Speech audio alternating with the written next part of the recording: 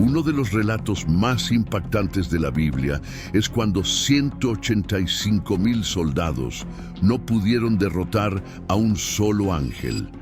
La historia de Ezequías, rey de Judá, es un claro ejemplo de la intervención divina. Quédate hasta el final de este video para que descubras por qué Dios decidió mandar a su poderoso ángel a realizar tan increíble hazaña.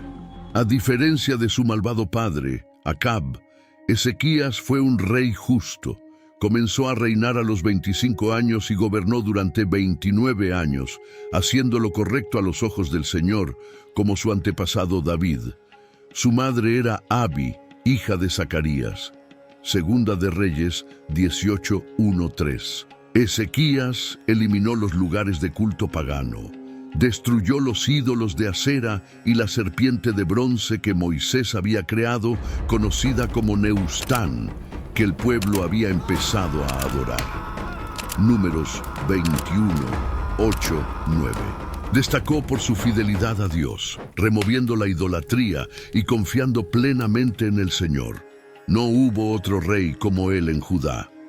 Segunda Reyes 18:4-5. Ezequías trajo un cambio positivo después de muchos reyes infieles.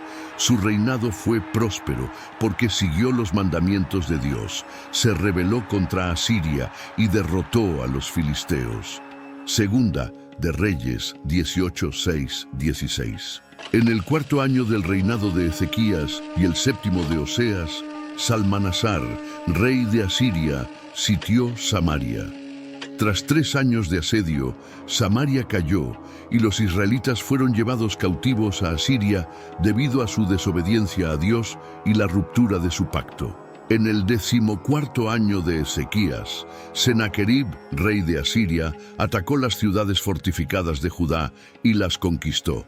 Ezequías, reconociendo su error, trató de apaciguar a Sennacherib ofreciendo un tributo de 300 talentos de plata y 30 de oro, incluso despojando el templo del Señor para cumplir con la demanda. Sin embargo, Sennacherib no se contentó con el rescate y avanzó sobre Jerusalén exigiendo su rendición. Ezequías volvió a ofrecerle toda la plata y el oro que pudo reunir, pero la situación empeoró. Dios permitiría que los asirios rodearan Jerusalén para probar la fe de Ezequías y demostrar su poder. Sennacherib no quedó satisfecho y envió un ejército masivo a Jerusalén. Ezequías, reconociendo su falta, nuevamente intentó apaciguar a Sennacherib con un tributo aún mayor, desmontando las puertas del templo y entregando el oro al rey de Asiria. El rey de Asiria envió a sus generales Tartán, Rabsaris y Rabsaces con un poderoso ejército desde Laquis a Jerusalén. Se detuvieron junto al acueducto del estanque superior y Eliakim, Sebna y Joá salieron a encontrarse con ellos. Rabsaces, el portavoz asirio, declaró: «Digan a Ezequías, así dice el gran rey de Asiria, ¿en quién confías para rebelarte contra mí?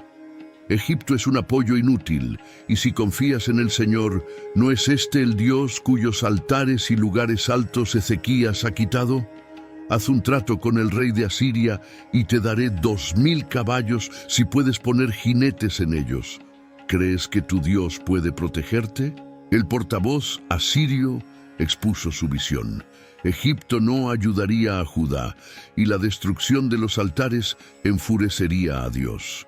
Además, el ejército de Judá era demasiado débil para enfrentar a los asirios y, según él, Dios mismo había ordenado el ataque. Eliakim, Sebna y Joá pidieron a Rabsaces que hablara en arameo para que el pueblo no entendiera, pero él insistió en hablar en hebreo para sembrar miedo entre los habitantes. Gritó en hebreo, advirtiendo al pueblo que no confiaran en Ezequías ni en el Señor, y amenazó con horribles consecuencias si no se rendían. La intención de los asirios era clara. Querían que todos temieran y dudaran de las promesas de Ezequías y la intervención divina, buscando desmoralizar al pueblo de Judá en un momento crítico. Rabsaces, enviado por el rey de Asiria, llegó a Jerusalén con un poderoso ejército y se reunió con los representantes de Ezequías. Rabsaces proclamó: el gran rey de Asiria dice, no confíen en Ezequías, hagan la paz conmigo y vivirán en prosperidad hasta que los lleve a una tierra similar a la suya, rica en granos, vino, olivos y miel. No crean en Ezequías cuando dice que el Señor los salvará.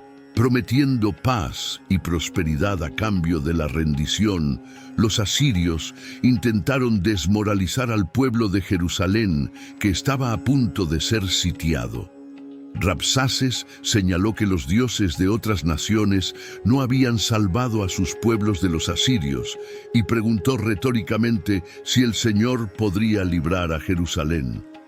Los enviados de Ezequías, Eliakim, Sebna y Joá, regresaron con sus ropas rasgadas para informar al rey sobre estas palabras. Ezequías, al escuchar el informe, rasgó sus ropas, se cubrió de cilicio y entró en el templo del Señor.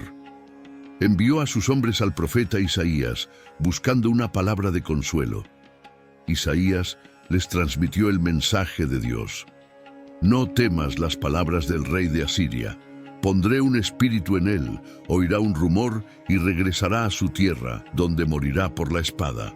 Mientras tanto, Sennacherib recibió noticias de que el rey de Etiopía estaba preparando un ataque contra él, obligándolo a desviar su atención de Jerusalén por un tiempo. Sin embargo, envió un mensaje a Ezequías, reiterando sus amenazas y afirmando que los dioses de otras naciones no habían protegido a sus pueblos. Isaías tranquilizó a Ezequías, recordándole que Dios tenía todo bajo control y que Sennacherib pronto regresaría a su tierra y encontraría su fin. Ezequías recibió la carta de Sennacherib y la llevó al templo del Señor. Allí la desplegó y oró: «Oh Señor, Dios de Israel, entronizado sobre los querubines, solo tú eres Dios de todos los reinos de la tierra. Tú hiciste los cielos y la tierra. Escucha, oh Señor, las palabras que Sennacherib ha enviado para insultar al Dios vivo. Los asirios han devastado las naciones y destruido sus dioses, que no eran más que madera y piedra. Pero tú, oh Señor, nuestro Dios, sálvanos de su mano para que todos los reinos de la tierra sepan que solo tú eres Dios». Ezequías no se desesperó. En su lugar, llevó la carta al templo y oró con fervor, reconociendo la soberanía de Dios y pidiendo su intervención. Sabía que los dioses de las otras naciones no podían protegerlas porque eran ídolos creados por el hombre, mientras que el Señor es el creador de todo. La oración de Ezequías es un modelo de fe y confianza en medio de la adversidad. El profeta Isaías envió un mensaje a Ezequías. Así dice el Señor, Dios de Israel: he escuchado tu oración sobre Sennacherib, rey de Asiria. Esta es la palabra que el Señor ha hablado contra él. La hija de Sión te desprecia y se burla de ti. ¿A quién has insultado y blasfemado? ¿Contra quién has alzado la voz? Contra el Santo de Israel. A través de tus siervos has insultado al Señor. Has dicho: con mis carros he subido a las alturas de los montes, corté sus cedros más altos y sus cipreses escogidos. Cavé y bebí aguas extranjeras, y sequé con la planta de mi pie todos los ríos de Egipto. ¿No has oído que hace mucho tiempo lo determiné? Ahora lo he hecho realidad para que conviertas ciudades fortificadas en ruinas. Sus habitantes, impotentes, están aterrorizados y avergonzados como la hierba del campo. Yo sé todo sobre ti y tu furia contra mí. Porque te has enfurecido contra mí, pondré mi anzuelo en tu nariz y mi freno en tus labios, y te haré regresar por el camino por el que viniste.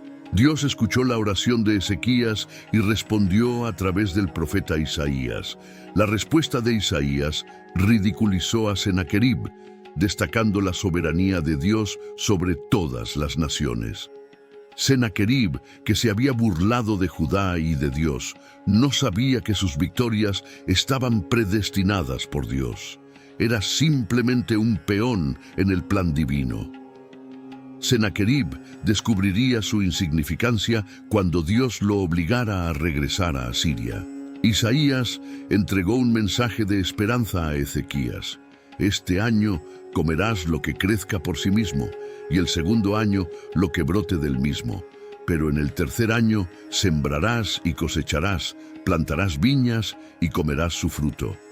Un remanente de Judá sobrevivirá y prosperará. El celo del Señor de los ejércitos lo hará. Segundo de Reyes 19, 29-31.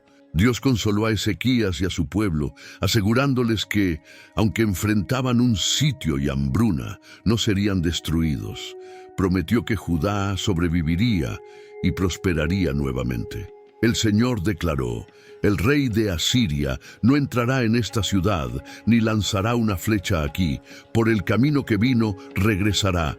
Defenderé esta ciudad por mi causa y por causa de mi siervo David. Segunda de Reyes 19, 32-34. Dios prometió proteger Jerusalén, no solo por su propio nombre, sino también en cumplimiento de su promesa a David de mantener a sus descendientes en el trono. Esa noche el ángel del Señor mató a 185,000 soldados asirios. Al amanecer, todos estaban muertos. Sennacherib regresó a Nínive. Mientras adoraba en el templo de su dios Nisroch, sus hijos lo asesinaron, y Esaradón, su hijo, reinó en su lugar. Segunda de Reyes 19, 35-37. Con un solo golpe, el ángel del Señor liberó a Ezequías, matando a 185,000 soldados asirios en una noche. Sennacherib, sin ejército, se vio obligado a regresar a casa. Más tarde, mientras adoraba en el templo de su dios Nisroch, fue asesinado por sus propios hijos. Como Goliat, Sennacherib desafió al Señor, pero su Dios no pudo protegerlo ni siquiera en su propio templo.